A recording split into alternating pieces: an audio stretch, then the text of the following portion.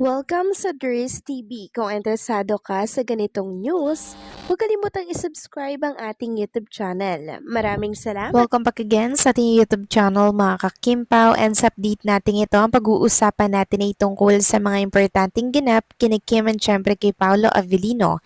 So ang pag-uusapan natin sa update na to ay may kaugnayan nga po sa isang nag-back out at nag-delete po sa takot kay Chinita Princess. So official na pong inalis mga kakimpaw, kaya tayo po ay magsaya sa balitang ito. Pero bago natin pag-usapan ang lahat ng yan, maraming salamat po sa inyong patuloy na pag-support at pagsubaybay sa mga daily update natin. Kaya naman bilang pasasalamat, narito po ang isang napili kong komento patungkol ito sa naging previous update. Mula ito kay Ginang Evelyn Mario Trinidad. Sabi niya, how can you say it's a perfect marriage when you're talking about surrogacy? I think some people, especially seniors like me, will not like it. Surrogacy is an arrangement where a woman carries a pregnancy and gives birth to a baby for another person or couple. For me, it's like cheating when you involve a third party. Sorry guys, that's not a good story for me. So hindi pa naman natin nalalaman yung buong istorya Ginang Evelyn Mario Trinidad, kung paano at bakit nila natawag na perfect marriage yung kanilang movie.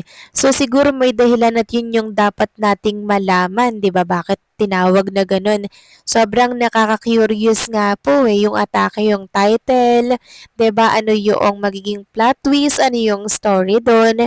Kasi yung sinasabi natin is base lamang po yun sa kanilang title na A Perfect Marriage. Bakit nga ba naging perfect? Ano yung mga pinagdaanan nila? Bakit nila napagtagumpayan yun? Ano yung mga struggle at problema na nalagpasan nila mga kakimpaw? So yan po yung nakikita ko at yan po yung kailangan nating malaman pag ito ay ipinalabas na po sa sinihan, 'di ba? So tayong lahat ay nako-curious kaya wala rin tayong alam tungkol dito. Basta ang alam natin is si Kim and Paolo ang bida mga kakimpaw at maganda daw po ang takbo ng storya. So maraming salamat po sa inyo komento ginang Evelyn Mario Trinidad. God bless po sa inyo and mabuhay kayo. So eto na nga, pag-usapan na natin mga kakimpaw, mga topic po na nakalap natin sa update na to. At unahin na nga nating pag-usapan ang tungkol dito sa pa-trending party ng mga Kimpawlandia. Ngayong araw po yan ng Friday, mga kakimpaw, na kung saan may kaugnayan po ito sa Chowking Pau Burrito. So parang may promo po mga kakimpaw ang Chowking na ini-endorse ang brand di Kim and Paolo or food chain. Sabi nga dito, morning Kimpawlandia, please join with us later at 10 a.m. per hour Chowking trending party as we show our love and support for Princess Chinita and Paolo for Chowking.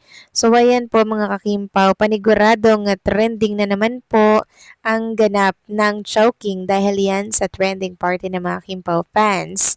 So sabi nga dito, ready na ba ang lahat para sa Chowking National Siopaw Day? Gusto nyo bang madoble ang 2+1 Siopaw promo para sa inyo? Magpa-under tayo for the love of Kimpaw Mechanics will be posted shortly. So ayan, may under din po ang mga Kimpaw fans bilang pagsuporta sa Chowking.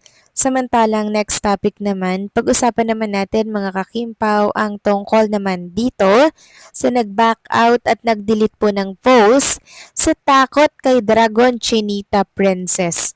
So sino ba yung nag-delete post na yan?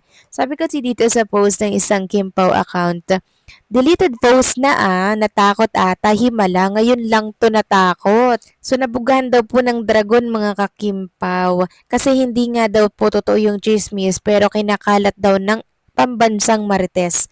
So kilala nyo naman siguro kung sino po ang pambansang Marites kaya official niya pong tinanggal at inalis, deleted ang kanyang post sa kanyang IG story kasi wala nga naman pong katotohanan tapos kinakalat niya. Baka magbugahan siya ng dragon, yari siya dyan. So sino ba yung tinutukoy natin? Ito yung nalaman natin na ito po ay si pambansang Marites na si Gasa. Sabi nga dito nung nag-comment, natakot yung mga mi. Sabi pa nga, makikita sa IG niya kung sino yun. Wala din palang delete siya, nabugahan ng dragon talaga. Tapos, sabi pa dito, lago talaga siya. Ano po yung post? The who can't relate, natutulog sa pansitan.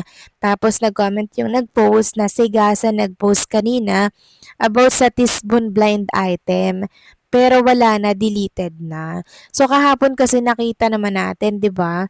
Na wala naman talaga mga kakimpaw. Puson lang talaga, hindi nakakapag-exercise. Kaya lumaki po yung puson or tummy ni Chinita Princess. Pero base sa nakikita natin, mukhang wala naman po mga kakimpaw eh. Mukhang taba lang talaga yun eh.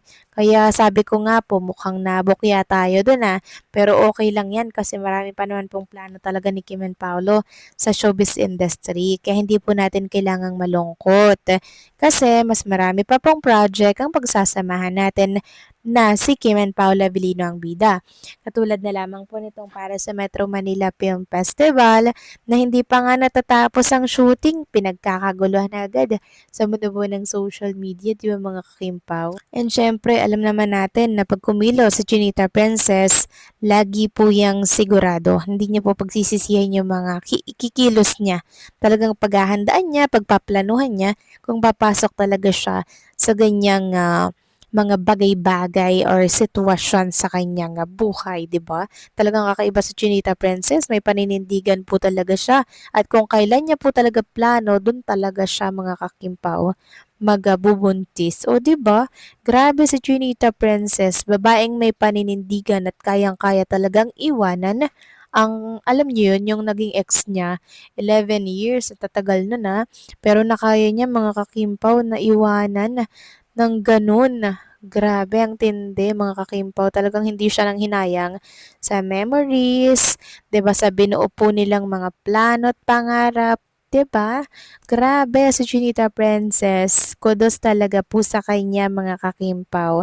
Nakakahanga bilang isang babae, napakatibay niya, napakatapang at tatag niya mga kakimpaw, no? Kaya sa oras po na makaranas yang muli na siya'y sasaktan, naku, wala na yang kaabog-abog, iiwanan niyan agad ni Chinita Princess. Dahil siya po mga kakimpaw talaga ay palaban. Palaban, may paninindigan at walang takot. Grabe, no? Isa lang yung kinakatakutan niyan eh. Yung nasa itaas, syempre, ang lumikha, mga kakimpaw. Kaya hangang-hanga si Paolo kay Chinita Princess.